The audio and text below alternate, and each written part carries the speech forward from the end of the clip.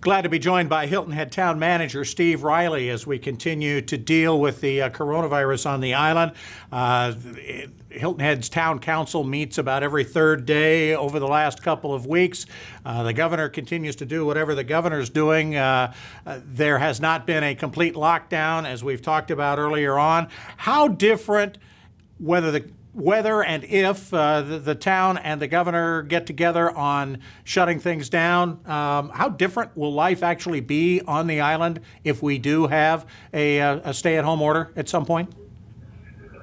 Well, if you look at the stay-at-home orders that have been done in communities around us, they all have basically said you should stay at home, or you must stay at home, except to engage in essential services, either right. to go to work for such an essential service or to obtain services or goods from an essential business.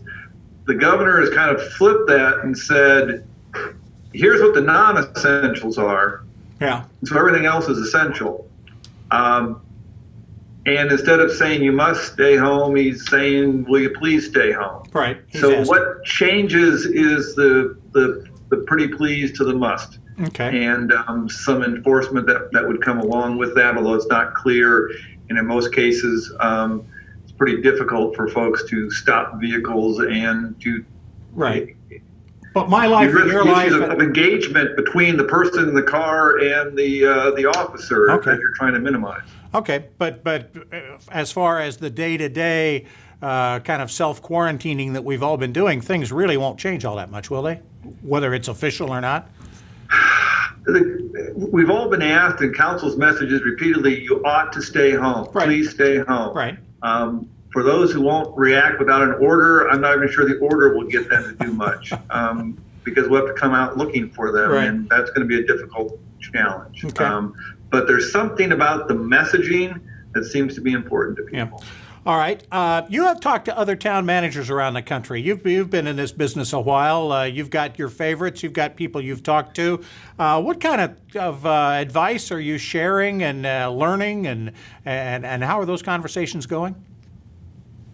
Well, to the extent that I have any advice to share, it's to take care of yourself and make sure that you don't burn out. Yeah. And to the extent that what I'm getting is just frustration and trying to figure out how to keep your own people healthy while trying to provide services, and where can you make cuts, and where is the balance between stopping everything right. and keeping some construction going, keeping some things moving forward, because you always ought to be looking out ahead to the future and not just hunkered down and woe is me on today. Real quickly, the folks up in King County in Seattle. They were where this all began. What have they learned and that they've shared with you? Our fire and rescue has had a long-term relationship with Seattle, King County. One of our early fire chiefs, Tom Fieldstead, came from Kirkland, Washington, where this all started in the United States. And so my fire and rescue folks are in constant communication. They've learned a lot of things about what you do and do not do, particularly with regard to, as your people are exposed, how you protect them and how you protect their families. And so we've put some things in place in our own policies and procedures. We've made arrangements so that we have rooms at some of the local hotels, motels, so that and we're lucky that nobody's had to be quarantined yet. Yeah. But we've learned a lot from there, and we've learned some other things about PPE and reusing PPE, which is a little bit dangerous, but things you got to do in shortages. Absolutely. So that dialogue continues, and it's helpful to our fire and rescue folks. Good stuff. See somebody who's out ahead of where we are. All right. Appreciate you catching you between meetings. Thanks so much for sharing your time with us. Hilton Head Town Manager Steve Riley, thanks. Thank you.